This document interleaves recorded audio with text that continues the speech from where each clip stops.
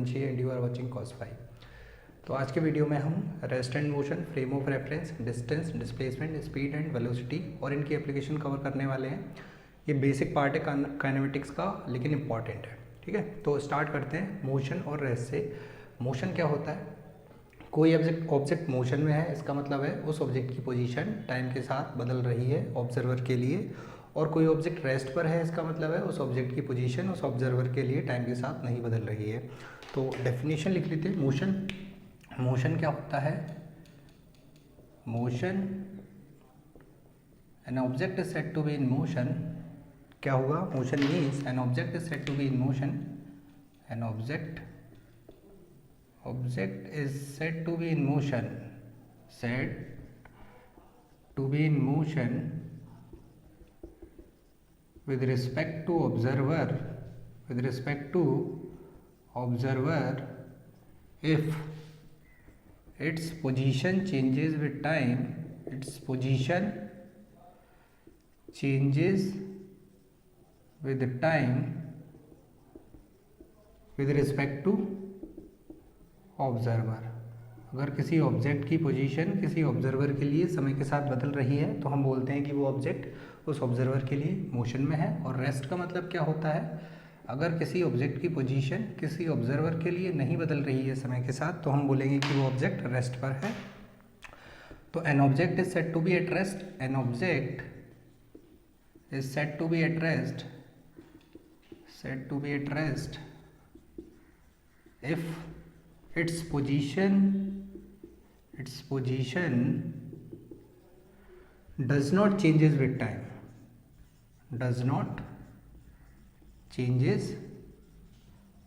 time, with respect to observer। ठीक है, अगर किसी ऑब्जर्वर के लिए पोजीशन चेंज नहीं हो रही है तो उस ऑब्जर्वर के लिए ऑब्जेक्ट रेस्ट पर होगी, और अगर पोजीशन चेंज हो रही है तो वो मोशन में होगी। एक एग्जांपल लेते हैं हम। एग्जांपल में क्या है?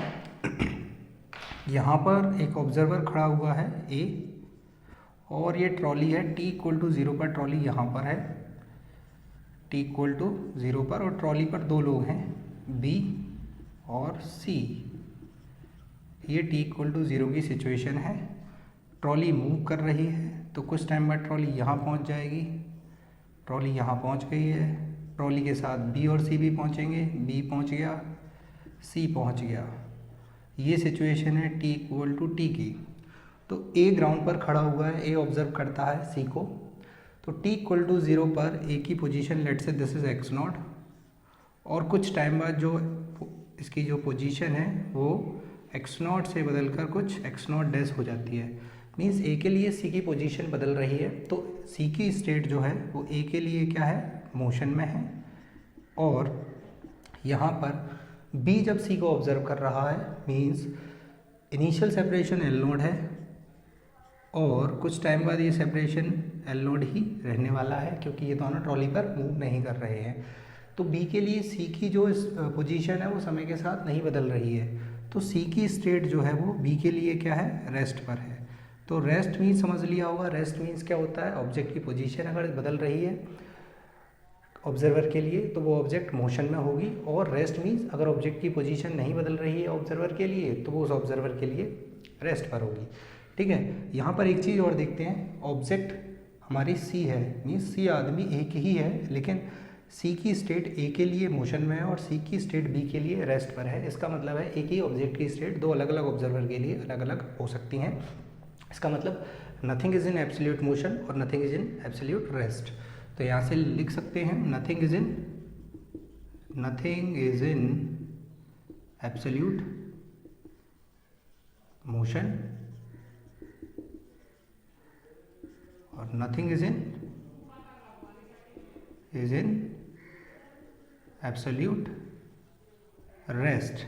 मीन्स ये रिलेटिव टर्म्स हैं। रेस्ट और मोशन क्या है? रिलेटिव टर्म्स हैं जो दोनों पे डिपेंड करती हैं, ऑब्जेक्ट और ऑब्जर्वर पे। ऑब्जर्वर बदलेगा तो ऑब्जेक्ट की स्टेट जो है मोशन और रेस्ट की जो स्टेट है वो बदल सकती है, और ऑब्जेक्ट बदलती है तब भी स्टेट जो है रेस्ट और मोशन की बदल सकती है। तो जो हमारा रेस्ट एंड मोशन है वो कंबाइंड प्रॉपर्टी है दोनों की, ऑब्जेक्ट एंड ऑब्जर्वर की। तो rest and motion are combined property of object and observer, combined property of object and observer, दोनों को मिला के रेस्ट एंड मोशन डिफाइन है। अकेला ऑब्जेक्ट है तब भी रेस्ट एंड मोशन का कोई मीनिंग नहीं है, और अकेली ऑब्जर्वर है तब भी रेस्ट एंड मोशन का कोई मीनिंग नहीं है। दोनों को एक साथ, हम दोनों ऑब्जेक्ट और ऑब्जर्वर दोनों को मिला के रेस्ट एंड मोशन डिफाइन होता है। तो ये हो गया हमारा rest and motion. Frame of reference को समझते हैं, ठीक है। मान लिया कि मैंने एक बोर्ड पर एक पॉइंट ले लिया P, ठीक है। अब इस P की लोकेशन बतानी है, तो क्या आप लोग बता सकते हो?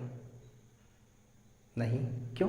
क्योंकि P की लोकेशन बतानी कहाँ से है तो हमें पता ही नहीं है। मतलब किसी पार्टिकल की लोकेशन बताने के लिए मुझे फ्रेम ऑफ रेफरेंस की ज़रूरत होती है। बिना फ्रेम ऑफ रेफरेंस के मैं पार्टिकल की लोकेशन नहीं बता सकता हूँ। मान लिया कि मैंने यहाँ पर रेक्टेंगुलर कोऑर्डिनेट सिस्टम ले लिया x, y और z। क्या ले लिया? x, y और z, और इस O से ऑब्जर्व कर रहा हूँ मैं इस P को। मीन्स O से P की लोकेशन बतानी है, और O पर मैंने रेक्टेंगुलर कोऑर्डिनेट सिस्टम सेट कर दिया, जिसको मैं बोल रहा हूँ फ्रेम ऑफ रेफरेंस। तो क्या मैं P की लोकेशन बता सकता हूँ? यस। अब मुझे पता है कि यहाँ से इसकी लोकेशन बतानी, कहाँ से? यहाँ से इसकी लोकेशन बतानी है। तो मैंने यहाँ पे रेक्टेंगुलर कोऑर्डिनेट सिस्टम सेट कर दिया। अब इसकी लोकेशन बताने के लिए क्या किया मैंने? इस P से x एक्सिस पे परपेंडिकुलर डाला और ये डिस्टेंस मेजर करी। ये डिस्टेंस मेजर करी तो ये निकल के आती है x0 डैश। फिर ये वाली डिस्टेंस मेजर करी तो ये डिस्टेंस निकल के आती है y0 डैश। क्या आती है? y0 dash. और ये जो x axis, y axis, origin और P सारे बोर्ड के प्लेन में है, तो इसका P का जो z कोऑर्डिनेट हो जाएगा 0 हो जाएगा। तो यहाँ से P का मुझे x कोऑर्डिनेट पता है x0, y कोऑर्डिनेट पता है y0 और z कोऑर्डिनेट है 0। तो जैसे ही मैंने सेलेक्ट किया कि मैं P को O से ऑब्जर्व कर रहा हूँ, मेरा फ्रेम ऑफ रेफरेंस O पर है, तो मैं आसानी से इसकी लोकेशन बता सकता हूँ। तो मीन्स किसी ऑब्जेक्ट की लोकेशन बताने के लिए फ्रेम ऑफ रेफरेंस की ज़रूरत होती है। फ्रेम ऑफ रेफरेंस हम अपने अकॉर्डिंग कुछ भी सिलेक्ट कर सकते हैं। मैंने यहाँ पे रेक्टेंगुलर कोऑर्डिनेट सिस्टम सेलेक्ट किया, और एक्चुअल में मीनिंग क्या होता है फ्रेम ऑफ रेफरेंस का? Means region of observation. इस P पार्टिकल को मैं कहाँ से ऑब्जर्व कर रहा हूँ, वही मेरी क्या है? Frame of reference. तो फ्रेम ऑफ रेफरेंस हो जाती है रीजन ऑफ ऑब्जर्वेशन, ठीक है। जहाँ से मैं पार्टिकल को ऑब्जर्व कर रहा हूँ वही मेरी क्या है? Frame of reference. ये पता चल गया। अब एक और चीज़ देख लेते हैं। जैसे कि हमने पिछला एग्जाम्पल देखा होगा जिसमें क्या था, यहाँ पर A था, ये ट्रॉली मूव कर रही थी, ठीक है, और इस पर B था और C भी था, और ये ट्रॉली मूव कर रही थी। A C को ऑब्जर्व कहाँ से कर रहा था? यहाँ से, ग्राउंड से, इस पॉइंट से। तो इस पॉइंट पर मैंने रेक्टेंगुलर कोऑर्डिनेट सिस्टम सेट कर दूंगा x, y और z। क्या? x, y और z। C की लोकेशन लिख सकता हूँ। क्या लिख सकता हूँ? C की लोकेशन लिख सकता हूँ। तो मेरा जो फ्रेम ऑफ रेफरेंस है वो क्या है? ये वाला पॉइंट। इस पॉइंट को नाम दे दिया P। कौन सा पॉइंट? P मेरा रीजन ऑफ ऑब्जर्वेशन है, ऑब्जर्वेशन पॉइंट है, और यहीं पे मैंने रेक्टेंगुलर कोऑर्डिनेट सिस्टम सेट कर दिया। तो यही मेरी हो गई फ्रेम ऑफ रेफरेंस। यहाँ से मैं C को ऑब्जर्व कर रहा हूँ। तो इस वाले केस में जो फ्रेम ऑफ रेफरेंस है वो स्टेशनरी है, और जब मैं B से ऑब्जर्व कर रहा हूँ, मेरा रीजन ऑफ ऑब्जर्वेशन B है, या लोकेशन मुझे पार्टिकल की B से बतानी है, तो मैंने क्या किया, यहाँ पे रेक्टेंगुलर कोऑर्डिनेट सिस्टम एक नया फ्रेम ऑफ रेफरेंस सेट कर दिया, x डैश, y डैश और z डैश। अब यहाँ से मैं इसकी लोकेशन बता सकता हूँ। अब कुछ टाइम बाद ये ट्रॉली चली जाएगी, आगे बढ़ जाएगी, तो मीन्स इस B के साथ में फ्रेम ऑफ रेफरेंस भी आगे पहुंच जाएगी। तो इस वाले केस में जो फ्रेम ऑफ रेफरेंस स्टेशनरी थी, इस वाले केस में जो फ्रेम ऑफ रेफरेंस है वो मूविंग है, ठीक है। इस वाले केस में जो फ्रेम ऑफ रेफरेंस है, जिस स्पीड से C मूव कर रहा है उसी स्पीड से मेरी फ्रेम ऑफ रेफरेंस मूव कर रही है, और सेम डायरेक्शन में मूव कर रहे हैं, इसीलिए इन दोनों का सेपरेशन चेंज नहीं हो रहा है। इसीलिए हमने बोला था इस फ्रेम ऑफ रेफरेंस में या ऑब्जर्वर B के लिए C रेस्ट पर है, और यहाँ पे ये जो फ्रेम ऑफ रेफरेंस है स्टेशनरी है, लेकिन C मूव कर रहा है या C की पोजीशन चेंज हो रही है। तो इसलिए एक वाली फ्रेम में या इस वाली फ्रेम में ये जो C की स्टेट थी वो क्या थी? रेस्ट पर थी। तो फ्रेम ऑफ रेफरेंस समझ में आ रहा होगा कुछ कि means region of observation. Particle की लोकेशन बतानी है तो हमें एक रेफरेंस की ज़रूरत है, तो उस रेफरेंस में मैं रेक्टेंगुलर कोऑर्डिनेट सिस्टम सेट कर लूँगा, वही मेरी फ्रेम ऑफ रेफरेंस हो जाएगी, और वहाँ से मैं पार्टिकल की लोकेशन बता दूँगा, ठीक है। डिस्टेंस क्या होती है? It is the length of क्या होती है? It is the actual length of path followed by moving object means जो ऑब्जेक्ट चल रही है उसने जो पाथ लेंथ ट्रेवल करी है, जो रास्ते की लंबाई ट्रेवल करी है, उसी रास्ते की लंबाई को हम बोलते हैं डिस्टेंस। इसकी एसआई यूनिट क्या होती है? मीटर। कैसी क्वांटिटी है डिस्टेंस? स्केलर क्वांटिटी है। और क्या है? डिस्टेंस कभी नेगेटिव नहीं हो सकती है, तो distance can not be negative. ठीक है, पता चल गया कि भाई नेगेटिव नहीं हो सकती है। पता ही होगा जैसे कार जो हमारी रीड करती है, कार की जो रीडिंग है वो कार डिस्टेंस को रीड करती है, तो क्या कार की रीडिंग कभी नेगेटिव आ सकती है? नहीं आ सकती। या तो कार की रीडिंग कांस्टेंट रहेगी या बढ़ेगी। ठीक है, और एक और चीज़ इससे मुझे पता चलती है कि कार की रीडिंग अगर कार रखी हुई है तो कांस्टेंट रहेगी, अगर कार चलती है तो रीडिंग बढ़ जाएगी। इसका मतलब ये है कि जो हमारा डिस्टेंस है वो नॉन डिक्रीजिंग फंक्शन है। डिस्टेंस क्या होती है? डिस्टेंस जो होती है वो नॉन डिक्रीजिंग फंक्शन है। नॉन डिक्रीजिंग फंक्शन होती है। नॉन डिक्रीजिंग मतलब घटती नहीं है, या तो कांस्टेंट रह सकती है या बढ़ेगी लेकिन घटेगी नहीं। ठीक है, ये डिस्टेंस होती है। जैसे कि पार्टिकल ने यहाँ से स्टार्ट किया, यहाँ पहुँच गया, और इस रास्ते की जो लंबाई है ए से स्टार्ट किया बी तक पहुँच जाता है, और इस रास्ते की लंबाई है वो एल मीटर है, तो इसने जो डिस्टेंस ट्रेवल करी वो क्या आ जाएगी? L metre. सिंपली यही तो हमारी वो होती है मीटर, एल मीटर, यही तो हमारी डिस्टेंस होती है। डिस्टेंस क्या होती है? एक्चुअल पाथ लेंथ कितनी है? एल, तो डिस्टेंस ट्रेवल कितनी आ जाएगी? एल। डिस्प्लेसमेंट क्या होता है? तो डिस्प्लेसमेंट क्या होता है? It is the vector joining the initial to final position,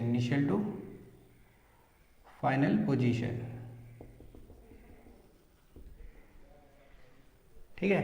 जैसे कि पार्टिकल ये रेक्टेंगुलर कोऑर्डिनेट सिस्टम ले लिया, इधर x, इस वाले एक्सेस पे क्या है? x, इधर क्या है? y, और इधर क्या है? z। ठीक है, और ये पॉइंट है ओरिजिन O।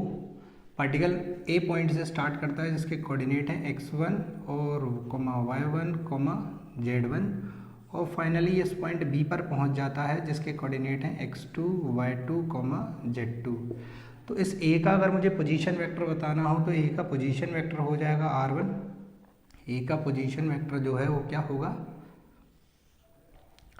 A का पोजीशन वेक्टर हो जाएगा आर इनिशियल या फिर आर ए वेक्टर।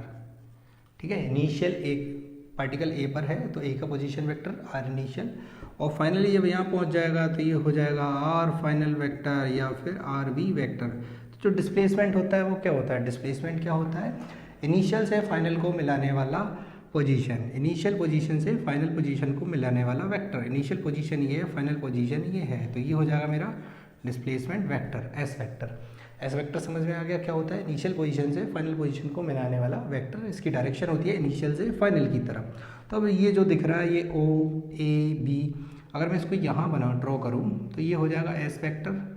ये पॉइंट ए था, ये पॉइंट बी है, और इसको मैं आर ए बी भी लिख सकता हूँ क्योंकि ये जो वेक्टर है इसकी डायरेक्शन है ए से बी की तरफ, तो आर ए बी वेक्टर हो जाएगा। ये है हमारा आर इनिशियल वेक्टर या फिर R1 आर ए वेक्टर, ये पॉइंट ओ था, और ये जो था ये था हमारा आर फाइनल वेक्टर या फिर आर वी वेक्टर। तो यहाँ से अगर मैं triangular law of vector addition लगाऊँ, इसमें triangular law of vector addition लगाऊँ तो क्या होता है? Triangular law of vector addition, ये वाला वेक्टर प्लस ये वाला वेक्टर इक्वल टू ये वाला वेक्टर, तो ये R initial vector plus S vector equal to R final vector. तो यहाँ से जो डिस्प्लेसमेंट वेक्टर निकल के आया वो होता है are final vector minus are initial vector. ठीक है, आर फाइनल और माइनस आर इनिशियल, इसको मैं लिख सकता हूँ डिस्प्लेसमेंट वेक्टर को। आर फाइनल क्या है मेरा? R v vector, are initial क्या है? आर ए वेक्टर, और ये होता है r A B vector. R A B vector का मतलब है vector from A to B, A से बी की तरफ वेक्टर है, और ये होता है R B vector minus are A vector. इस चीज़ को ध्यान रखना, आर ए बी का मतलब होता है R B minus are A vector. ये हो जाएगा हमारा डिस्प्लेसमेंट वेक्टर। ठीक है, अब यहाँ पे ये सारी चीज़ें तो समझ ली। अब कुछ जो आपने बेस मैथमेटिकल्स टूल्स में पढ़ रखा होगा उसको मैं रिवाइज करा देता हूँ। जैसे कि कोई किसी पार्टिकल का पोजीशन वेक्टर दिया है R vector equal to X I cap plus Y J cap plus Z K cap, ठीक है। तो इसका मैग्नीट्यूड, इस पोजीशन वेक्टर दिया है ये, तो आर का मॉड निकालना हो या आर वेक्टर का मैग्नीट्यूड निकालना हो तो सिंपली ये क्या हो जाता है, under root of coefficient of i cap का square plus coefficient of j cap का square plus coefficient of k cap का स्क्वायर, ये ऐसे निकालते हैं। अच्छा, अगर किसी पार्टिकल के कोऑर्डिनेट x, y, z दे रखे हैं तो उसका पोजीशन वेक्टर ये लिखते हैं और उस पोजीशन वेक्टर का मैग्नीट्यूड ये होता है। सिमिलरली अगर बात करूँ तो ए पॉइंट के कोऑर्डिनेट x1, y1, z1 दे रखे हैं तो जो r इनिशियल वेक्टर या फिर r ए वेक्टर आएगा, इसको मैं क्या लिख सकता हूँ, x1 आई कैप प्लस y1 जे कैप प्लस z1 के कैप, और r फाइनल वेक्टर जो है, r फाइनल वेक्टर या आर वी वेक्टर, इसके कोऑर्डिनेट मुझे पता है तो इसको क्या लिख सकता हूँ, x2 I cap plus y2 J cap plus z2 K cap, ये मेरा आर वी वेक्टर हो गया। अच्छा, यहाँ पे मुझे डिस्प्लेसमेंट वेक्टर दिख रहा है। डिस्प्लेसमेंट वेक्टर क्या है, are final minus are initial, तो यहाँ से एस वेक्टर हो जाएगा आर फाइनल। आर फाइनल क्या है मेरा ये, तो इसको लिखता हूँ, क्या लिखूँगा, x2 I cap plus y2 J cap plus z2 K cap minus are initial vector. Are initial vector क्या है ये, इसको लिखता हूँ x1 आई कैप प्लस y1 जे कैप प्लस z1 के कैप, ये मेरा हो जाएगा आर इनिशियल वेक्टर। तो जो डिस्प्लेसमेंट वेक्टर आएगा उसको सॉल्व निकालते हैं। अच्छा, यहाँ पे आपको सब्सट्रैक्ट करना आता होगा कि सब्सट्रैक्ट कैसे करते हैं, आई कैप वाले कोफिशिएंट से आई कैप वाले कोफिशिएंट को सब्सट्रैक्ट करते हैं, जे कैप वाले से जे कैप को और के कैप वाले से के कैप को। सिमिलरली एडिशन भी हो तो आई कैप वाले को आई कैप वाले से ऐड करते हैं, जे कैप वाले को जे कैप वाले से ऐड करते हैं। तो यहाँ पे ये हो जाएगा मेरा x2 माइनस x1 आई cap plus y2 minus y1 जे cap plus z2 minus z1 के कैप, ये हो गया मेरा डिस्प्लेसमेंट वेक्टर। और अगर इसका मैग्नीट्यूड निकालना हो तो एस वेक्टर का मैग्नीट्यूड या फिर सिंपली एस का मतलब मैग्नीट्यूड ऑफ डिस्प्लेसमेंट वेक्टर, किसी भी वेक्टर का मैग्नीट्यूड मैंने निकालना अभी सीखा है, ये होता है कोफिशिएंट ऑफ आई कैप का स्क्वायर प्लस जे कैप का स्क्वायर प्लस के कैप का स्क्वायर का अंडर रूट। तो यहाँ पे जो आई कैप का कोफिशिएंट है वो x2 माइनस x1 है, तो इसका square plus Y J cap का कोफिशिएंट जो है y2 माइनस y1 है, तो इसका स्क्वायर कर देंगे प्लस यहाँ पे जो के कैप का कोफिशिएंट है वो z2 माइनस z1 है, तो इसका स्क्वायर कर देंगे। तो इस डिस्प्लेसमेंट वेक्टर का मैं मैग्नीट्यूड निकाल सकता हूँ, ठीक है। और जो मैग्नीट्यूड ऑफ डिस्प्लेसमेंट होता है, क्या मैग्नीट्यूड ऑफ डिस्प्लेसमेंट होता है, वो क्या होता है, distance between, shortest distance between initial and final position. यहाँ पे ए पॉइंट इनिशियल है और बी पॉइंट फाइनल पोजीशन है, ये इनिशियल पोजीशन है, ये फाइनल पोजीशन है। तो अगर मुझे डिस्प्लेसमेंट का मैग्नीट्यूड निकालना हो तो सिंपली ये जो डिस्टेंस होगी ना, ये वाली डिस्टेंस, यही हमारी डिस्प्लेसमेंट का मैग्नीट्यूड हो जाएगी, जो कि गिवन है। तो यहाँ से मैं लिख सकता हूँ मैग्नीट्यूड ऑफ डिस्प्लेसमेंट, क्या मैग्नीट्यूड ऑफ डिस्प्लेसमेंट क्या होता है, मैग्नीट्यूड ऑफ डिस्प्लेसमेंट होता है सिंपली शॉर्टेस्ट डिस्टेंस, क्या होती है, shortest distance between initial and final position, ठीक है। पता चल गया कि क्या होता है shortest distance between initial and final position. Displacement को वेक्टर फॉर्म में कैसे लिखते हैं ये भी पता चल गया। डिस्प्लेसमेंट होता क्या है, final position minus initial position. अच्छा, यहाँ पे जो पार्टिकल ए से बी, अगर पार्टिकल ए से भी कोई और पाथ से भी जाता है, मान लिया पार्टिकल ऐसे ऐसे ऐसे ऐसे करके यहाँ पहुँचता है, तब भी मेरा डिस्प्लेसमेंट सेम आने वाला है, क्योंकि उस केस में भी क्या होगा, मेरी इनिशियल पोजीशन ए होगी और फाइनल पोजीशन भी क्या होगी, बी। तो मेरा जो डिस्प्लेसमेंट वेक्टर है वो पाथ पे डिपेंड नहीं करता, वो सिंपली इनिशियल और फाइनल पोजीशन पे डिपेंड करता है। यहाँ तक हमने समझ लिया। अब इसमें और छोटी छोटी बातें समझते हैं। डिस्प्लेसमेंट जो होता है वो क्या है, कैसी क्वांटिटी है, वेक्टर क्वांटिटी है, और इसकी एसआई यूनिट क्या होती है, मीटर, और ये पॉजिटिव हो सकता है, नेगेटिव हो सकता है, और जीरो, कुछ भी हो सकता है। It can be positive, negative और zero, it is a vector quantity, ठीक है। और एसआई यूनिट मीटर्स होती है। तो इस क्वेश्चन में क्या पूछा हुआ है, पार्टिकल इस पॉइंट ए से स्टार्ट करता है मूव करना, ए से स्टार्ट करता है और फाइनली इस पॉइंट बी तक पहुंच जाता है। ए के कोऑर्डिनेट दिए हैं, बी के कोऑर्डिनेट दिए हैं, और डिस्प्लेसमेंट वेक्टर निकालना है और डिस्प्लेसमेंट का मैग्नीट्यूड निकालना है। तो अभी हमने पढ़ा था डिस्प्लेसमेंट वेक्टर निकालना हो अगर 2 पॉइंट के कोऑर्डिनेट दिए हो तो एस वेक्टर हो जाता है are final minus are initial, और आर पोजीशन वेक्टर भी पता हो तो ये निकल के आता है x2 माइनस x1 आई cap plus y2 minus y1 जे cap plus z2 minus z1 के कैप। तो यहाँ से अगर मैं बात करूँ x2 मीन्स फाइनल पोजीशन का x कोऑर्डिनेट जो है 1 माइनस x1 आई cap plus y2 means minus 1 minus 2 j cap plus z2 minus 2 minus 3 k cap. तो यहाँ से सॉल्व करेंगे तो डिस्प्लेसमेंट वेक्टर आ जाएगा, तो ज़ीरो हो जाएगा, ये हो जाएगा मेरा माइनस 3 जे कैप और प्लस के कैप। ठीक है, और अगर मुझे इसका मैग्नीट्यूड निकालना हो, डिस्प्लेसमेंट वेक्टर का एस निकालना हो, तो हमने पढ़ा है आई कैप के कोफिशिएंट का स्क्वायर, यहाँ पे आई कैप का कोफिशिएंट 0 है, प्लस जे कैप के कोफिशिएंट का स्क्वायर जो -3 है, प्लस के कैप के कोफिशिएंट का स्क्वायर जो 1 है। तो यहाँ से सॉल्व करेंगे तो ये आ जाएगा √10, ये हमारा डिस्प्लेसमेंट आ जाएगा। नेक्स्ट क्वेश्चन को देखते हैं। नेक्स्ट क्वेश्चन में बोला है पार्टिकल आर रेडियस के सर्कुलर ट्रैक में मूव कर रहा है। पार्टिकल ए पॉइंट से स्टार्ट करता है और मूव करते हुए फाइनली इस बी पॉइंट तक पहुंच जाता है। तो हमें बताना है डिस्टेंस ट्रेवल्ड बाई पार्टिकल और डिस्प्लेसमेंट। तो यहाँ पर हम देखते हैं, यहाँ से स्टार्ट करता है और यहाँ पहुँच जाता है, तो जो डिस्टेंस ट्रेवल्ड होने वाली है वो मेरी ये वाली होने वाली है। तो डिस्टेंस ट्रेवल्ड तो मैं आसानी से निकाल सकता हूँ। क्या है डिस्टेंस, क्या होती है, ये टोटल जो लेंथ है, ये पूरा सरकमफेरेंस, ये मुझे पता है कितनी होती है 2πr, और यहाँ से यहाँ तक गया तो ये कितनी होगी, हाफ। तो मैं लिख सकता हूँ distance d equal to 2πr divide by 2, means यहाँ से डिस्टेंस तो πr हो जाएगी। और डिस्प्लेसमेंट पूछा है, तो डिस्प्लेसमेंट क्या होता है, डिस्प्लेसमेंट होता है इनिशियल पोजीशन से फाइनल पोजीशन के बीच में शॉर्टेस्ट डिस्टेंस, ये होता है डिस्प्लेसमेंट का मैग्नीट्यूड। और डायरेक्शन क्या होगी, डायरेक्शन होगी A to B, क्योंकि पार्टिकल की इनिशियल पोजीशन ये है, फाइनल पोजीशन ये है, इनको मिलाने वाला वेक्टर। तो ये वाला जो वेक्टर होगा ये हो जाएगा हमारा डिस्प्लेसमेंट। तो डिस्प्लेसमेंट वेक्टर की बात करूँ तो एस वेक्टर क्या हो जाएगा, या एस का मैग्नीट्यूड निकाल लेता हूँ। तो मैग्नीट्यूड क्या होगा, ये डिस्टेंस, इसमें अगर ये रेडियस r है तो ये भी क्या होगी r, तो ये टोटल डिस्टेंस ए बी कितना हो जाएगी 2r। तो डिस्प्लेसमेंट का मैग्नीट्यूड हो जाएगा 2r, और डायरेक्शन आएगी A to B। क्या है डायरेक्शन, A to B।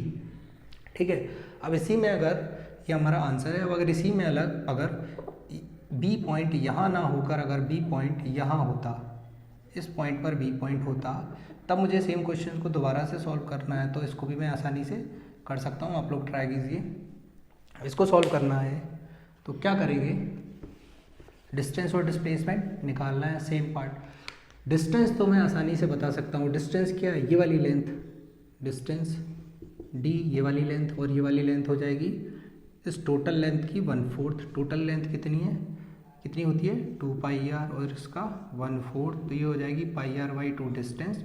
और डिस्प्लेसमेंट क्या हो जाएगा, डिस्प्लेसमेंट होने वाला है मेरा ये जो डिस्टेंस है a और b के बीच में शॉर्टेस्ट डिस्टेंस, वो मेरी क्या होने वाली है, डिस्प्लेसमेंट। तो ये हो जाएगा मेरा डिस्प्लेसमेंट। अब मुझे ये निकालना है, कैसे निकालूंगी, ये निकालना मुझे पता है, ये डिस्टेंस कितनी है r, ये कितना है r, ये वाला एंगल कितना है 90।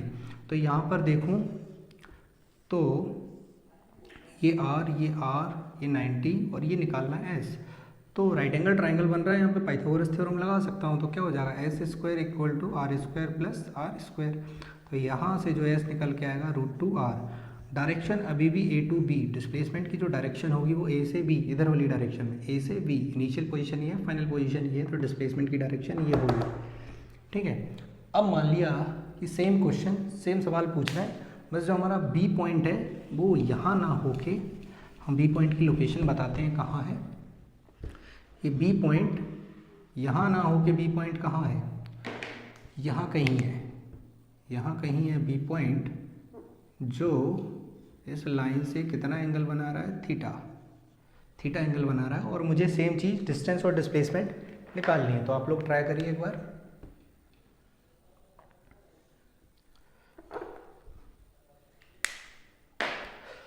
ठीक है, डिस्टेंस निकालनी है, तो डिस्टेंस क्या हो जाएगी, ये लेंथ। अब ये लेंथ कैसे निकालूं, अब मुझे पता है पूरा एंगल कितना है, यहाँ से यहाँ तक एंगल कितना है, 2 पाई एंगल की लेंथ कितनी होती है, 2 पाई आर। तो यूनिट एंगल की लेंथ कितनी हो जाएगी, 2 pi r divide by 2 pi r. Theta angle की लेंथ कितनी हो जाएगी, आर इंटू थीटा। इसको हम बोलते हैं आर्क लेंथ, आर्क लेंथ। यहाँ पे जो थीटा है वो किस में होना चाहिए, रेडियन में होना चाहिए। तो मुझे डिस्टेंस निकालनी है, तो डिस्टेंस तो आ गई मेरी। डिस्टेंस क्या है, डिस्टेंस डी इक्वल टू ये लेंथ, और ये लेंथ हो जाएगी आर इंटू थीटा। बस थीटा ध्यान रहे हमें, थीटा किस में होना चाहिए, रेडियन में। अब डिस्प्लेसमेंट निकालना है, तो डिस्प्लेसमेंट तो ये होता है शॉर्टेस्ट डिस्टेंस, शॉर्टेस्ट डिस्टेंस तो ये होगी। तो अब इस डिस्प्लेसमेंट को निकालने के लिए मैंने ये जो डायग्राम है इसको ओ मान लिया, इसको इधर बना लिया। ये ओ है, ये पॉइंट ए है, ये पॉइंट बी है, ये आर है, ये आर है, तो ये भी आर हो जाएगा और ये भी आर हो जाएगा। अब मैं क्या कर रहा हूँ, इस ओ पॉइंट से ए बी लाइन पर परपेंडिकुलर ड्रॉ कर रहा हूँ।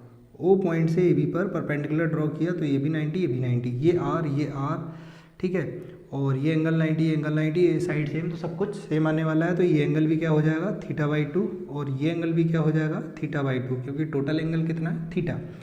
तो अब मैं ये निकाल सकता हूँ, इस पॉइंट को एम नाम दे दिया, क्या नाम दे दिया, एम। तो मुझे दिख रहा होगा ओ बी एम, कौन सा, ओ बी एम एक राइट एंगल ट्राइंगल है, और ओ एम ए एक दूसरा राइट एंगल ट्राइंगल है। सिमेट्री से अगर ये लेंथ एक्स आती है तो ये भी एक्स आने वाली है, तो जो हमारा डिस्प्लेसमेंट का आंसर होगा वो होगा 2x, ठीक है। तो ये निकालनी है और ये मुझे पता है, तो कौन सा लगा दूँ, साइन थीटा लगा दूँ। साइन θ/2 इक्वल टू क्या लिख सकता हूँ, साइन θ/2 लिख सकता हूँ B M divide by O B. B M मुझे फाइंड करना है और ओ बी की वैल्यू कितनी है, आर। तो यहाँ से जो बी एम आएगा वो आर साइन θ/2 आ जाएगा, और इसको ही मैंने क्या बोला है, एक्स। और मुझे निकालना है डिस्प्लेसमेंट का मैग्नीट्यूड, तो डिस्प्लेसमेंट का मैग्नीट्यूड है 2x, और x की वैल्यू मुझे पता है 2r साइन θ/2, ये मेरा हो जाएगा डिस्प्लेसमेंट। अब एक चीज़ और समझ लेते हैं जो बार बार यूज़ होने वाला है, जो आप मैथमेटिकल टूल्स में पढ़ चुके होंगे, बाकी मैं यहाँ पे बता देता हूँ, बार बार यूज़ होने वाला है। अगर ये एंगल थीटा है और ए बी सी, ये मुझे पता है कि ये लेंथ x है, क्या है, x। तो मैं ये और ये डायरेक्टली लिख सकता हूँ, कैसे, देखो अगर मैं इसमें लिखूँ, क्या लिखूँ, साइन थीटा। इस राइट एंगल ट्राइंगल में साइन थीटा क्या होगा, साइन थीटा हो जाएगा A C divide by B C, A C divide by B C. A C find करना है, बी सी की वैल्यू कितनी है, एक्स, तो यहाँ से आ जाएगा A C equal to x sine theta. और कॉस थीटा लिखता हूँ, इस राइट एंगल ट्राइंगल में कॉस थीटा क्या होगा, A B divide by B C, A B divide by B C. A B मुझे फाइंड करना है, बी सी की वैल्यू पता है, बी सी कितना है, एक्स। तो यहाँ से ए बी आ जाएगा x cos theta, x cos theta. अब क्या करना है, मैं डायरेक्टली लिखूंगा आगे से, अभी मैंने बता दिया। जब भी मेरा राइट एंगल ट्राइंगल होगा और हाइपोटेनस पता हुआ, तो बेस को मैं डायरेक्टली लिख दूंगा क्या, एक्स कॉस थीटा, क्या लिख दूंगा, एक्स कॉस थीटा, और परपेंडिकुलर को डायरेक्टली लिख दूंगा क्या, एक्स साइन थीटा, ठीक है। एक और क्वेश्चन सॉल्व करते हैं। क्वेश्चन सेम है, बस इस बार क्या डिफरेंस है, यही से स्टार्ट करता है, रेडियस के सर्कल में मूव कर रहा कोई पार्टिकल, पॉइंट ए से स्टार्ट करता है, फाइनली बी पर पहुंच जाता है, और बी ने जो एंगल बनाया है वो थीटा है, ठीक है। बस इस बार क्या दे रखा है, ये एक्स एक्सिस है, ये वाई एक्सिस है, और ये पॉइंट ओ है, और मुझे फाइंड करना है S vector, displacement vector and magnitude of S vector, जो मैं पिछले क्वेश्चन में फाइंड कर चुका हूँ, ठीक है। यहाँ पर मैं दूसरे तरीके से फाइंड करूँगा डिस्प्लेसमेंट वेक्टर का मैग्नीट्यूड। एक तरीका हम पिछले क्वेश्चन में सीख चुके हैं, दूसरा तरीका अब सीखेंगे। तो अब सिंपली मेरे को पता है ये ओरिजिन है, तो इसके कोऑर्डिनेट निकाल लें, इसके कोऑर्डिनेट निकाल लें, क्योंकि मेरा डिस्प्लेसमेंट वेक्टर क्या होता है, final position vector minus initial position vector. Final point B है तो बी के कोऑर्डिनेट पता चल जाए तो फाइनल बी का पोजीशन वेक्टर आ जाएगा, ए के कोऑर्डिनेट पता चल जाए तो ए का पोजीशन वेक्टर आ जाएगा। तो ए के कोऑर्डिनेट आसानी से पता चल रहा है, ये ओरिजिन है तो यहाँ पे सब कुछ 0 है, इसकी रेडियस r है, तो यहाँ पे इसके कोऑर्डिनेट हो जाएंगे r, 0, 0, ठीक है। एक ही प्लेन में मूव कर रहा है, और जब यहाँ पहुँच गया तो ये एंगल है, ये डिस्टेंस है r, और ये एंगल है थीटा। बी पॉइंट से मैंने परपेंडिकुलर डाला है इस लाइन पर, तो अब मेरे को दिख गया ये राइट एंगल ट्राइंगल है। कौन सा? ये वाला राइट एंगल ट्राइंगल है। तो ये आर है, ये थीटा है, तो इसको मैं डायरेक्टली लिख सकता हूँ। ये हो जाएगा आर कॉस थीटा और ये हो जाएगा आर साइन थीटा। तो इस बी पॉइंट के कोऑर्डिनेट भी लिख सकता हूँ। बी पॉइंट के कोऑर्डिनेट क्या होंगे? एक्स है आर कॉस थीटा, एक्स कितना है? Are cos theta. वाई है ये कितना है? R sine theta. और जेड कितना है? 0। तो वो बी पॉइंट के कोऑर्डिनेट आ गए। अब मुझे डिस्प्लेसमेंट वेक्टर निकालना है, तो डिस्प्लेसमेंट वेक्टर आसानी से निकाल सकता हूँ। एस वेक्टर क्या हो जाएगा? R B vector minus are A vector. R B vector तो पता है, अगर बी के कोऑर्डिनेट पता है तो डिस्प्लेसमेंट वेक्टर क्या हो जाएगा? R cos theta i cap plus are sine theta J cap. ये r B vector minus are A vector क्या है? आर आई कैप। अब यहाँ से जो डिस्प्लेसमेंट वेक्टर निकल के आएगा, सब्सट्रैक्ट करना सीख चुके हैं। आई कैप वाले को आई कैप वाले से सब्सट्रैक्ट करते हैं, minus R I cap plus are sine theta J cap. ये हो गया मेरा डिस्प्लेसमेंट वेक्टर। और मुझे इसका मैग्नीट्यूड निकालना है, तो मैग्नीट्यूड क्या हो जाएगा? सिंपली हमें पता है कैसे निकाल सकते हैं। आई कैप वाले कोफिशिएंट का स्क्वायर प्लस जे कैप वाले कोफिशिएंट का स्क्वायर। ये हो जाएगा मेरा R cos theta minus R. ठीक है, इसको सॉल्व करूँगा तो ये आने वाला है 2r साइन थीटा बाई 2। पिछले केस में निकाल चुका हूँ मैं, ये डिस्प्लेसमेंट का मैग्नीट्यूड निकाल चुका हूँ। तो ये एक और तरीका है डिस्प्लेसमेंट के मैग्नीट्यूड को निकालने का। एक्चुअल में इसमें हम चीज़ों को समझ रहे हैं कि वेक्टर फॉर्म में कैसे लिखा जाता है और सिंपली मैग्नीट्यूड में हम कैसे डील करते हैं। तो यहाँ तक हुआ डिस्टेंस और डिस्प्लेसमेंट। अब हम बढ़ते हैं स्पीड एंड वेलोसिटी पर। स्पीड को समझते हैं। स्पीड क्या होती है? स्पीड यहाँ पे दो टाइप की आने वाली है। स्पीड क्या होती है? एक एवरेज स्पीड। क्या? Average speed. सबसे पहले हम पढ़ लेते हैं एवरेज स्पीड को। किसी का भी एवरेज निकालना हो तो इस साइन से नोट करते हैं। स्पीड का एवरेज निकालना है तो ये हो जाएगा। एवरेज स्पीड होती है हमारी total distance travelled, total distance travelled divide by total time taken, total time taken. ठीक है, ये हमारी एवरेज स्पीड हो जाती है। अच्छा, यहाँ पर डिस्टेंस की जो एसआई यूनिट होती है वो होती है मीटर और टाइम की एसआई यूनिट होती है सेकंड। तो जो स्पीड की एसआई यूनिट निकल कर आती है, एसआई यूनिट हो जाएगी मीटर पर सेकंड। ठीक है, स्पीड जो है वो हमारी स्केलर क्वांटिटी है। कैसी क्वांटिटी है? स्केलर क्वांटिटी है। अगर स्केलर है तो it can not be negative.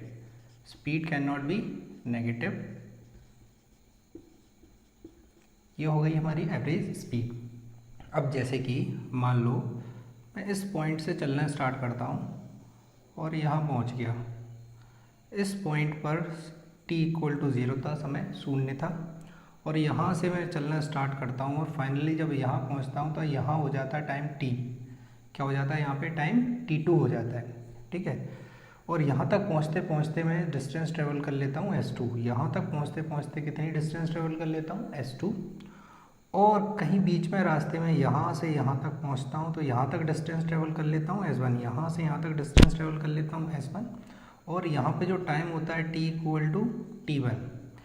तो यहाँ से यहाँ तक मैंने डिस्टेंस ट्रेवल करी वो है s1 और यहाँ से यहाँ तक जो डिस्टेंस ट्रेवल करी वो है s2। अब मुझे t1 से t2 की एवरेज स्पीड निकालनी है। तो t1 से t2 की एवरेज स्पीड निकालने के लिए क्या करना है? t1 से t2 तक कितनी डिस्टेंस ट्रेवल करी डिवाइड बाई कितना टाइम लगा। तो t1 से t2 तक पहुँचने के लिए जो डिस्टेंस ट्रेवल्ड हो जाएगी वो डिस्टेंस ट्रेवल्ड क्या आएगी? डिस्टेंस ट्रेवल्ड जो हो जाएगी वो होने वाली है हमारी यहाँ से यहाँ तक जो डिस्टेंस ट्रेवल करी माइनस यहाँ से यहाँ तक जो डिस्टेंस ट्रेवल करी। यहाँ से यहाँ तक जो डिस्टेंस ट्रेवल करी वो है s2 और यहाँ से यहाँ तक जो डिस्टेंस ट्रेवल करी वो है s1। तो ये डिस्टेंस ट्रेवल्ड हो जाएगी s2 माइनस s1 और इसको लिख सकता हूँ मैं डेल्टा s। क्या लिख सकता हूँ? Delta s। यहाँ पे जो डेल्टा का मतलब होता है वो होता है चेंज, है ना। अभी इसको समझ लेंगे। और टाइम टेकन कितना हो जाएगा? जो टाइम टेकन होगा क्या होगा? यहाँ से यहाँ तक का टाइम माइनस यहाँ से यहाँ तक का टाइम। तो ये हमारा आ जाएगा यहाँ से यहाँ तक का टाइम। यहाँ से यहाँ तक का टाइम कितना है? t2 और यहाँ से यहाँ तक का टाइम कितना है? t1। तो टाइम हो जाएगा हमारा डेल्टा टी, टाइम टेकन कितना हो जाएगा डेल्टा टी। तो यहाँ से जो एवरेज स्पीड निकल के आएगी, एवरेज स्पीड कितनी हो जाएगी, एवरेज स्पीड हो जाएगी हमारी डिस्टेंस ट्रेवल, यहाँ से यहाँ तक एवरेज निकाल रहा हूँ ना, तो यहाँ से यहाँ तक जो एवरेज स्पीड हो जाएगी डिस्टेंस ट्रेवल, डिस्टेंस ट्रेवल कितना है delta S divide by time taken, time taken कितना है डेल्टा टी। डेल्टा टी क्या है, टाइम इंटरवल, जिस टाइम इंटरवल में हमने एवरेज स्पीड निकाली है। तो एवरेज स्पीड को ऐसे भी लिख देते हैं। इसमें डेल्टा एस का मतलब होता है कि जहाँ से और जहाँ तक मैं एवरेज स्पीड निकाल रहा हूँ वहाँ से वहाँ तक की डिस्टेंस। अच्छा, ये जो डेल्टा लिखा है ना, तो डेल्टा क्या होता है, कहीं पे भी ऐसा लिखा हो डेल्टा टिंकू, क्या लिखा हो डेल्टा टिंकू, इसका मतलब होता है Tinku final minus Tinku initial. क्या मतलब होता है इसका, Tinku final minus Tinku initial, Tinku final minus Tinku initial. अब ये टिंकू क्या होता है, टिंकू कुछ भी हो सकता है, टिंकू एरिया हो सकता है, टिंकू वॉल्यूम हो सकता है, टिंकू स्पीड हो सकती है, टिंकू डिस्टेंस हो सकता है। जैसे कि मैंने यहाँ पे टिंकू ले लिया, एरिया है, तो delta A means change in area, इसका मतलब क्या होता है चेंज। डेल्टा ए लिखूँगा, डेल्टा ए मतलब हो जाएगा A final area minus initial area, क्या हो जाएगा final area minus initial area. Similarly मैं लिखूँ यहाँ पे चेंज इन वेलोसिटी या चेंज इन स्पीड, तो क्या हो जाएगी final speed minus initial speed. तो आपको इस चेंज का मतलब समझ में आ गया होगा। और एवरेज स्पीड को मैं ऐसे भी लिख सकता हूँ, ये होती है मेरी एवरेज स्पीड, ठीक है। ऐसा यूनिट मीटर पर सेकंड होती है, स्केलर क्वांटिटी है और ये नेगेटिव नहीं हो सकती है, ठीक है। मीनिंग और समझ लेते हैं एवरेज स्पीड का क्या मीनिंग होता है। मान लिया कि मैं इस ए पॉइंट से चलता हूँ या लोकेशन ए से चलता हूँ और फाइनली मैं इस लोकेशन बी पर पहुँच जाता हूँ और ए और बी के बीच में जो डिस्टेंस है वो एस है और यहाँ से यहाँ तक पहुँचने में जो टाइम लगता है वो टी है। तो अगर मुझे एवरेज स्पीड निकालनी हो मेरी पूरी जर्नी में, ए से बी तक की जर्नी में एवरेज स्पीड निकालनी हो, तो वो तो निकल के आ जाएगी total distance travel divide by total time. Total distance S है, टाइम लगा टी, तो एवरेज स्पीड ही आ जाएगी एस बाई टी। तो इसका मतलब ये थोड़ी ना है कि मैं पूरे रास्ते में एस बाई टी स्पीड से गया, मेरी एवरेज स्पीड अगर ये निकल के आती है तो ये मीनिंग है ही नहीं और ना ही मैं ऐसा कर रहा हूँ। मेरी स्पीड कहीं पे हो सकता है ज़्यादा हो, कहीं पे कम हो। तो इस एवरेज स्पीड का मतलब है कि अगर मैं ए पॉइंट से स्टार्ट करता हूँ तो मैं कितनी कांस्टेंट स्पीड से चलूँ कि सेम टाइम में बी पॉइंट पर पहुँच जाऊँ। समझ में आया क्या मतलब है? इसका मतलब है कि मैं ए पॉइंट से स्टार्ट करते हुए कितनी कांस्टेंट स्पीड से चलूँ, है ना, कि सेम टाइम में बी पॉइंट पर पहुँच जाऊँ, ठीक है। ये एवरेज स्पीड का मतलब होता है। जैसे कि कोई T20 मैच है, उसकी एक इनिंग में किसी टीम ने 200 रन बनाए तो उसकी रन रेट निकल कर आती है 10 रन पर ओवर। इसका मतलब ये थोड़ी ना है कि उसने हर ओवर में 10 रन बनाए होंगे, है ना। उसने किसी ओवर में हो सकता है 2 रन बनाए हों, किसी ओवर में एक भी रन नहीं बनाए हो और किसी ओवर में 20 रन बनाए हों। तो जो 10 रन पर ओवर है, इसका मतलब है कि अगर उस टीम को हर ओवर में सेम नंबर ऑफ रन्स बनाने हो और टोटल रन्स 200 करने हो तो हर ओवर में कितने रन बनाए, ये होता है एवरेज स्पीड या एवरेज रन रेट का मीनिंग, ठीक है। और यही होता है हमारा एवरेज स्पीड का मीनिंग। अब समझते हैं हम instantaneous speed. Instantaneous speed means speed at particular time instant, speed at particular time instant means किसी समय पर स्पीड क्या है उसको हम बोलते हैं इंस्टेंटेनियस स्पीड। जैसे कि यहाँ से यहाँ जा रहा है तो मेरी स्पीड तो बदल रही होगी, है ना। यहाँ t=0 से स्टार्ट करता है, फाइनली यहाँ तक पहुँचते पहुँचते टाइम हो जाता है t। तो बीच में कोई टाइम आया होगा, मान लिया t1, और मुझसे पूछा कि इस t1 पे स्पीड क्या है। ये जो t1 पे स्पीड है ना, यही मेरी उस टाइम इंस्टेंट t1 की इंस्टेंटेनियस स्पीड है ना। तो इंस्टेंटेनियस स्पीड का मतलब होता है किसी पर्टिकुलर टाइम इंस्टेंट पर स्पीड, ठीक है। अब क्या कर रहा हूँ मैं, मान लिया कि मैं A से स्टार्ट कर रहा हूँ और फाइनली मैं B पर पहुँच जाता हूँ। जब A से स्टार्ट करता हूँ तो मेरा यहाँ पर टाइम होता है t1 और जब B पर पहुँचता हूँ तो यहाँ पर टाइम होता है t2, है ना। या यहाँ पर टाइम मान लेते हैं, मैं t=0 से स्टार्ट करता हूँ और फाइनली यहाँ पहुँचते पहुँचते मेरा टाइम हो जाता है t1 और बीच में कोई पॉइंट है जहाँ पर टाइम है t=t1। अब मुझे इस t1 की स्पीड बतानी है। क्या करना है, T1 की स्पीड बतानी है। तो T1 की स्पीड बताने के लिए मैंने क्या किया मैंने यहाँ पे एक टाइम इंटरवल ले लिया बहुत छोटा, means t equal to T1 पर यहाँ पर है और कुछ टाइम बाद पार्टिकल, कुछ टाइम बाद means t equal to T1 plus 0.000000001, इतने टाइम बाद, मीन्स इतने टाइम बाद यहाँ पर टाइम कितना है t इक्वल टू T1 और इस इंस्टेंट पर टाइम कितना है t equal to T1 plus 0.0001, means यहाँ से यहाँ तक पहुँचने में टाइम कितना लगा, ये वाला टाइम माइनस ये वाला टाइम। तो जो हमारा टाइम इंटरवल है जिसको हम बोलते हैं dt या टाइम टेकन, यहाँ से यहाँ तक जो ट्रैवलिंग टाइम है वो क्या हो जाएगा मेरा 0.0000001, ये मेरा टाइम हो जाएगा। अच्छा, ये टाइम बहुत छोटा है, लगभग जीरो की तरफ अप्रोच कर रहा, मान सकते हैं हम, एग्जैक्ट जीरो नहीं है लेकिन जीरो बराबर मान सकते हैं, जीरो की तरफ अप्रोच कर रहा है। ठीक है, अब यहाँ से यहाँ तक इसकी स्पीड तो बदल रही होगी पार्टिकल की, क्या यहाँ पर मान लिए जो टाइम T1 है, इस टाइम पर इसकी स्पीड है T1 पर speed at T1 equal to V1, ये स्पीड है और इसी को मैं बोल रहा हूँ V इंस्टेंटेनियस, क्योंकि पर्टिकुलर टाइम इंस्टेंट की स्पीड है। T1 से जो T1 प्लस 0.00001 तक पहुँचता है तो यहाँ से यहाँ तक इसकी स्पीड बदल रही होगी, लेकिन मेरा जो टाइम इंटरवल है वो बहुत छोटा है। क्या है, बहुत छोटा, मीन्स यहाँ से यहाँ तक पहुँचने में टाइम उसको बहुत कम लग रहा है। तो अगर स्पीड बदल भी रही होगी तो स्पीड का वेरिएशन क्या होगा, नेग्लेजिबल, मीन्स अगर स्पीड बदल भी रही है तो यहाँ से यहाँ तक आते आते स्पीड बहुत कम बदली होगी, मैं ऐसा मान सकता हूँ। तो मीन्स यहाँ से यहाँ तक मेरी स्पीड कांस्टेंट मान सकता हूँ मैं। कब मान रहा हूँ मैं ये कुछ स्पीड कांस्टेंट, जब टाइम इंटरवल क्या है, बहुत छोटा, ये टाइम इंटरवल dt जीरो की तरफ अप्रोच कर रहा है तब।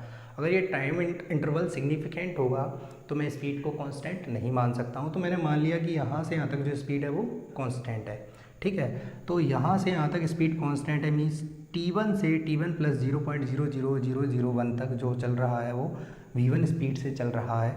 तो जो डिस्टेंस ट्रेवल करेगा T1 से T1 प्लस 0.001 तक जो डिस्टेंस ट्रेवल करेगा वो होगी S1 हो जाएगी V1 इंटू डेल्टा टी, क्या हो जाएगी V1 इंटू डेल्टा टी। ये तब होगी जब डेल्टा टी जीरो की तरफ अप्रोच करे, मीन्स टाइम इंटरवल बहुत छोटा हो।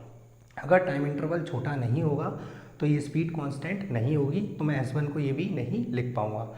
ठीक है, ये कब लिख रहा हूँ मैं, जब टाइम इंटरवल बहुत छोटा है। अब इस छोटे से टाइम इंटरवल में मुझे निकालना है एवरेज स्पीड। क्या निकालना है, एवरेज स्पीड। तो मैं एवरेज स्पीड निकालता हूँ, एवरेज स्पीड क्या होगी, एवरेज स्पीड हो जाएगी total distance travel. Total distance कितनी ट्रेवल करी इसने, यहाँ से T1 प्लस 0.001 तक V1 इंटू T1, तो ये हो जाएगी V1 इंटू डेल्टा टी। ठीक है, divide by total time taken, time कितना लिया, डेल्टा टी, क्या लिया, डेल्टा टी। और इसको मैं जब लिख रहा हूँ तब मेरा डेल्टा टी के क्या है, जीरो की तरफ अप्रोच कर रहा, एग्जैक्ट जीरो नहीं है, बहुत छोटा है, जीरो की तरफ अप्रोच कर रहा।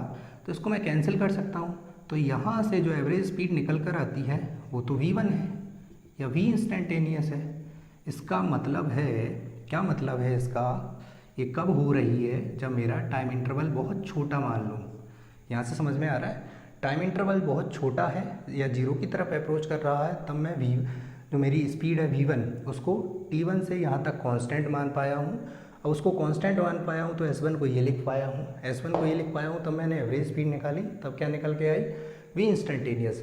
इसका मतलब है कि जो मेरी इंस्टेंटेनियस स्पीड है वो एवरेज स्पीड हो जाती है जब मैं एवरेज स्पीड बहुत छोटे टाइम इंटरवल में निकाल लूँ। मीन्स बहुत छोटे टाइम इंटरवल में अगर मैं एवरेज स्पीड निकालता हूँ तो वो उस पर्टिकुलर टाइम t की इंस्टेंटेनियस स्पीड बन जाती है। तो मैं यहाँ से बोल सकता हूँ कि instantaneous speed is the limiting case of average speed when time interval delta t approaches to zero, then average speed becomes instantaneous speed at that instant. ठीक है, तो लिख लेते हैं हम इसको। तो इंस्टेंटेनियस स्पीड क्या होती है, क्या होती है, instantaneous speed is the limiting case of average speed when time interval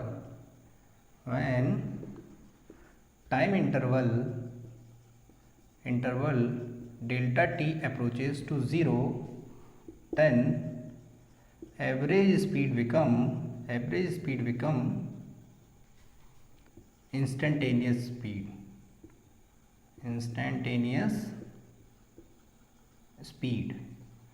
meaning हमें समझ में आ गया। पर्टिकुलर टाइम इंस्टेंट की जो स्पीड होती है उसको हम बोलते हैं इंस्टेंटेनियस स्पीड, और एवरेज स्पीड इंस्टेंटेनियस स्पीड बन जाती है जब हमारा टाइम इंटरवल बहुत छोटा हो। अभी हमने ये जो पढ़ा है इसका मैथमेटिकल ट्रांसफॉर्मेशन देखते हैं। इंस्टेंटेनियस स्पीड क्या होती है? वी इंस्टेंटेनियस स्पीड क्या हो जाएगी? एवरेज स्पीड, और एवरेज स्पीड क्या होती है? Delta S divide by delta T. लेकिन ये होती कब है? इंस्टेंटेनियस स्पीड, एवरेज स्पीड कब होती है? जब हमारा डेल्टा टी क्या हो? ज़ीरो की तरफ अप्रोच कर रहा हो, ये होती है हमारी इंस्टेंटेनियस स्पीड। और by differentiation by first principle, ये चीज़ किसकी इक्वल होती है? ये होती है D S by D t. क्या इसकी इक्वल होती है? D S by D t. ये d S by D t क्या है? Small change in speed distance divide by small change in time, और इसको बोलते हैं डिफरेंशिएशन ऑफ स्पीड डिस्टेंस। ये है हमारी distance, differentiation of distance with respect to time. ये हमने बाई डेफिनेशन ये पहले हमने सीखा, इसका मैथमेटिकल ट्रांसफॉर्मेशन किया तो ये आया, और डिफरेंशिएशन बाई फर्स्ट प्रिंसिपल से ये चीज़ इसके इक्वल होती है। नीट वालों को इसमें थोड़ी सी दिक्कत होगी, यहाँ से ये कैसे आ गया। बाकी हमें फाइनली क्या याद रखना है कि जो इंस्टेंटेनियस स्पीड क्या होती है, एक पर्टिकुलर टाइम इंस्टेंट पे जो स्पीड होती है वो होती है इंस्टेंटेनियस स्पीड।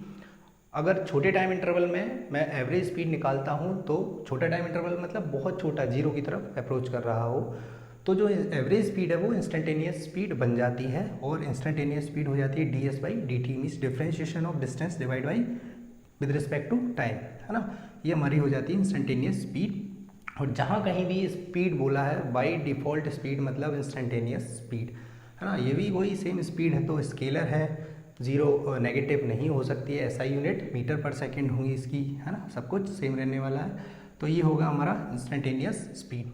वेलोसिटी समझते हैं। वेलोसिटी भी दो टाइप की, एक एवरेज वेलोसिटी, क्या एवरेज वेलोसिटी, एवरेज किसी भी चीज़ का एवरेज ऐसे करते हैं, और वेलोसिटी वेक्टर है तो यहाँ पे ये साइन आ जाएगा, एवरेज वेलोसिटी हो जाएगी डिस्प्लेसमेंट या displacement divide by time. Displacement हमारा होता है are final vector minus are initial vector divide by time, या इसको बोल सकते हैं जब आर इनिशियल पे स्टार्ट कर रहा था तब टाइम था टी इनिशियल, और फाइनली टी फाइनल पर पहुंच गया तो टाइम हो गया टी फाइनल। तो ए पोजीशन, इनिशियल पोजीशन से फाइनल पोजीशन तक पहुंचने में जो टाइम लगेगा वो final time minus initial time हो जाएगा। ये होती है हमारी एवरेज वेलोसिटी। सेम डिस्प्लेसमेंट की एसआई यूनिट मीटर होती हैं, और टाइम की एसआई यूनिट सेकंड होती हैं, तो इसकी यूनिट भी मीटर पर सेकंड हो जाएंगी। और एवरेज वेलोसिटी की डायरेक्शन डिस्प्लेसमेंट की डायरेक्शन में होती है, क्योंकि हमें ये दिख रहा है ऊपर तो डिस्प्लेसमेंट है, नीचे स्केलर क्वांटिटी है, और किसी स्केलर को वेक्टर से मल्टीप्लाई करते हैं तो वेक्टर आता है जिसकी डायरेक्शन वेक्टर की डायरेक्शन में होती है।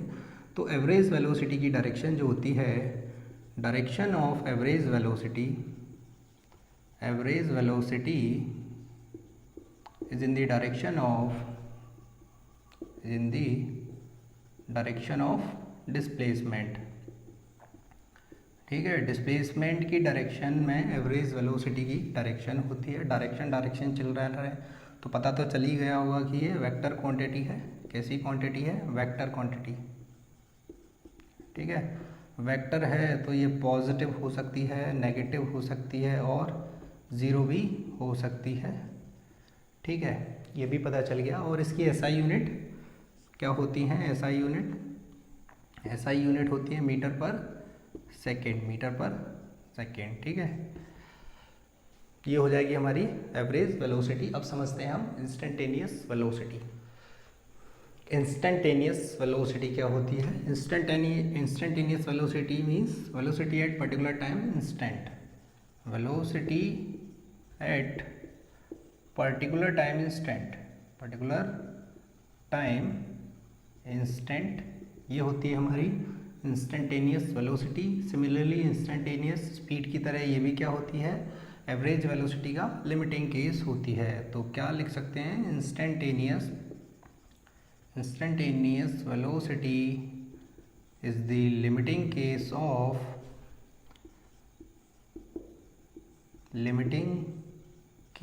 Of average velocity when time interval delta t approaches to 0, then average velocity becomes instantaneous velocity. ये हमने सीख चुके हैं, इसका मैथमेटिकल ट्रांसफॉर्मेशन लिखते हैं v इंस्टेंटेनियस, क्योंकि ये वेक्टर क्वांटिटी है, यहाँ पे तीर बता रहा है कि ये वेलोसिटी है। v instantaneous equal to delta R vector divide by delta T, ये हो जाएगा एवरेज। लेकिन ये इंस्टेंटेनियस कब बनेगी, जब हमारा टाइम इंटरवल बहुत छोटा हो जाए, मीन्स जो टाइम इंटरवल है वो कहाँ, ज़ीरो की तरफ अप्रोच कर जाए, तो delta R divide by delta T. और यही हमारा किसके इक्वल होगा, ये हो जाएगा D R by D T के। क्या हो जाएगा, D R by D T, और इसकी यूनिट तो मीटर पर सेकंड में होती हैं। तो इंस्टेंटेनियस वेलोसिटी क्या होती है, पर्टिकुलर टाइम इंस्टेंट पर जो वेलोसिटी होती है उसको हम बोलते हैं इंस्टेंटेनियस वेलोसिटी। एक चीज़ और समझ लेते हैं, कन्वर्जन, है ना। जनरली जो स्पीड की या वेलोसिटी की यूनिट है वो किलोमीटर पर आवर में भी दी रहती है, तो किलोमीटर पर आवर से और मीटर पर सेकंड में कन्वर्ट करना सीख लेते हैं, ठीक है। क्या होता है, 1 kilometre per hour equal to, मैंने मान लिया n मीटर पर सेकंड। मुझे n की वैल्यू फाइंड करनी है, तो कैसे फाइंड करूँगा, 1 किलोमीटर होता है 1000 मीटर, डिवाइड बाई आर कितना होता है 60 मिनट, 60 सेकेंड, ये मीटर पर सेकंड में आ गया, equal to n metre per second. क्या किया मैंने, किलोमीटर की जगह मीटर पुट कर दिया, r की जगह सेकंड पुट कर दिए। तो यहाँ से इनको सॉल्व करता हूँ तो n की वैल्यू निकल के आती है, n इक्वल टू कितना आता है 5/18। क्या आ रहा है, 5/18। मीन्स मुझे किलोमीटर पर आवर से कन्वर्ट करना हो, क्या करना है, किलोमीटर पर आवर से मीटर पर सेकंड में कन्वर्ट करना हो, तो मुझे यहाँ से n की वैल्यू 5/18 निकल के आती है। तो 1 kilometre per hour equal to 5/18 metre per second, ये हो जाएगा। और उल्टा कन्वर्ट करना हो, क्या करना हो, 1 मीटर पर सेकंड को किलोमीटर पर आवर में कन्वर्ट करना हो तो उल्टा कर देंगे, तो ये हो जाएगा 18/5 किलोमीटर पर आवर, ठीक है। ये चीज़ें आप याद रखना, डायरेक्टली काम आएंगी बार बार, ठीक है। अब इनकी एप्लीकेशंस हम नेक्स्ट वीडियो में देखेंगे, क्वेश्चंस, और क्वेश्चंस इनको और अच्छे से समझेंगे।